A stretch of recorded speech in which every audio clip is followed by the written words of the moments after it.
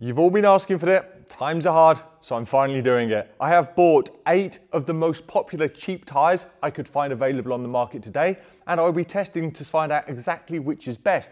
But also to work out how best the best really is, I've of course included a premium tyre, which is none other than the brand new, already multiple test winning Continental PremiumContact 7.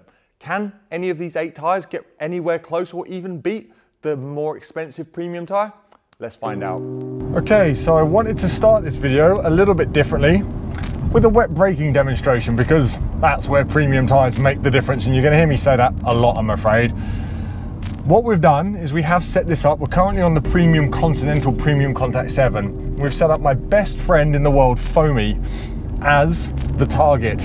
So in theory, I've given it a car length grace. We're going to drive it in at 100 kilometers an hour, 62 miles an hour, and then just jump on the brakes and see how close we get. Oh, that feels so bad. Oh, great success. We didn't kill him. I'm actually nervous about this.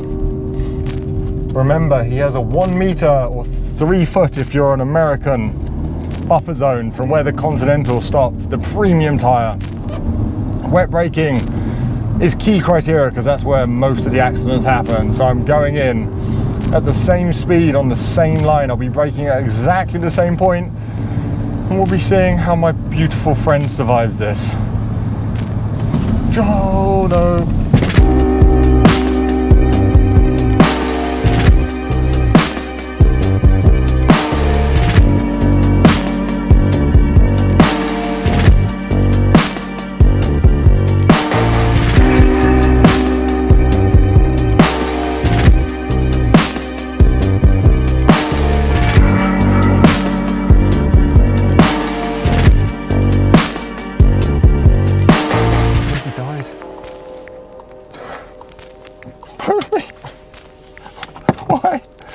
Why are you glorious, man? Okay, so now we've seen the rather shocking braking performance of some of the budget tyres, and most of the budget tyres. How does that translate to wet handling? Well, the Continental still in a league of its own. And would you believe I'm not on the Continental right now? The Continental was poised, the car felt balanced and predictable and high levels of grip, and it was really enjoyable to drive, but the rest of the tyres, less so. The best of the rest was the Tomcat, 4.4 seconds behind the Continental, and the worst of the rest was the double coin, another 7.1 seconds behind the Tomcat. So the spread between premium and the best cheap tyre is smaller than the best cheap tyre to the worst cheap tyre, so keep that in mind. I think that's a very important statistic. While the Tomcat couldn't quite match the poise and balance of the Continental, it was nice to drive. It had good balance, good understeer balance, primary, understeer safe, but there was no surprises. Shame I can't say that around the rest of the tyres. This was particularly highlighted by the next fastest tyre, which was the Nankang. The grip was excellent, but the balance was just oversteery. Can you guess what tyre I'm on? As a wet track day tyre, I think the Nankang, excuse me, as a wet track day tyre, so I'm going to try and drive a little bit slower here. As a wet track day tyre, I think the Nankang is actually quite a good value tyre because it teaches you about car control and the grip levels are good, and I've seen in other tests the wear is excellent, but that's not really what you want for the road, is it?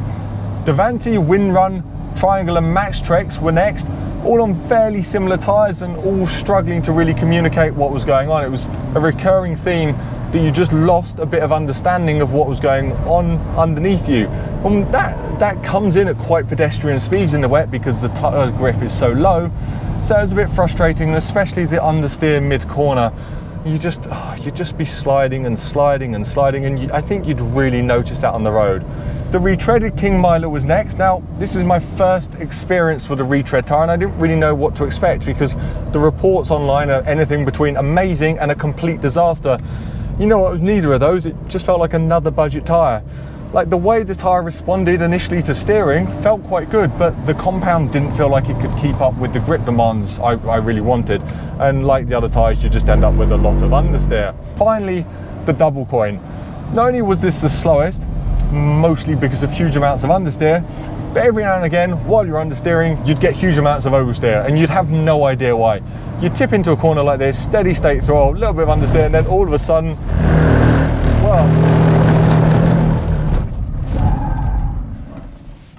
well, if that's not a demonstration, I don't know what is.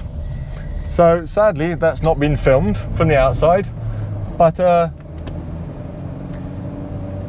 don't buy budget tires, guys. Don't buy really, really cheap, bad budget tires. I genuinely wasn't trying to spin, and that went around really quickly. So there we go. I think I might have just proven my point. I'm very happy with the timing of that. Frick, let's go see if any of them are better in the dry. Now I've gotten over my little spin, let's talk about the dry performance of the tyres, which is both dry braking, which is very important, and dry handling, which is broken down into lap time, and subjective handling, which includes lane changes like this and how stable the car is at the back. And as we've seen in the wet, it can be a mixed bag. Now in terms of braking, the Continental was the best, and while the differences were a lot smaller in the wet, around 7% or a car length, because of how quickly you slow down in the dry and how short a distance it is, the point of impact from the accident is also magnified. So I know that doesn't make much sense because I've explained it terribly, but listen to this. From 100 kilometers an hour or 62 miles an hour, where you've stopped on the Continental, you'll only be doing 26 kilometers an hour on the Tomcat, which was the best of the budget, and you'll be doing 34 kilometers an hour on the Triangle, which was the worst. I don't know about you, I don't want to hit anyone at 26 or 34 kilometers an hour because that's going to be expensive. The lap times, well, they weren't a massive amount apart because this is a Golf 1.5, it doesn't have the most power and it's a short lap. And while we're leaning a lot on the tyres laterally, the dry often squeezes the group together. But there were some good tyres of the group and there were some bad tyres of the group, so let's quickly go over that. The wind run was my favourite. It didn't quite feel premium level, but in terms of steering response and feel and the balance of the car, it was a little bit understeering, understeer safe, but it was responsive. I enjoyed it. And then the Tomcat, like in the wet, the Tomcat was very good. I'm pretty much all round impressed with this Tomcat. I'm starting to think, I haven't actually gone through the prices and like memorized them yet, but perhaps the Tomcat is probably the most expensive of these cheap tires. That would make sense in line with its performance. As in the wet, the Nankang did feel sporty and felt a little bit oversteery, but for a 16-inch tire, if you want a bit of fun on track, I'd go with the Nankang because it just seemed to take everything well. I've seen this before on many different tests and many different tyres. Nankangs perhaps don't have the most grip, but they deliver the grip in a fun way. I'm not sure if fun's the right word. Fun for track, not so fun for road. As for the retreaded King Meiler, well, that felt very good in steering. The initial steering response and how it loaded up, that felt good. So it felt like the carcass was good, but then like in the wet, the compound just couldn't keep up. So what we found in the wet was just magnified in the dry, because obviously the loading really magnifies things. So the steering response felt even better than it did in the wet, but then the compound just it kind of screeched along. The double coin and the Davanti were the slowest of the group.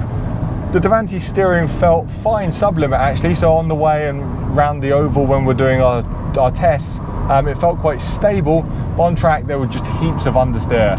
And no spinning this time on a double coin, but boy, it was just a difficult tyre to drive and not something I enjoy. I often enjoy driving difficult tyres around dry handling because it's a challenge, but this was more a guessing game. If you've seen the full premium test, you'll know that for a premium tyre, the PremiumContact 7 is certainly not the best in pass-by noise and rolling resistance. So is this where one of the cheap tyres can finally get a category win? It actually is.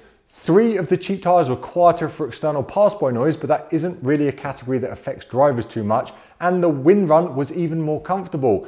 The wind run and Tomcat also had better rolling resistance than the Continental. That was less than 2% better, and as we've seen in the other test, the Continental was quite a bit behind the best tyre in that test, so this isn't really a huge win for the cheap tyres.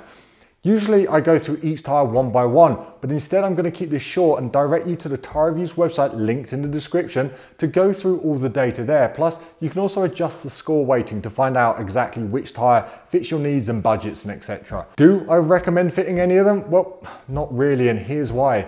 The Continental won the premium test by 1.5% over the second place Pirelli.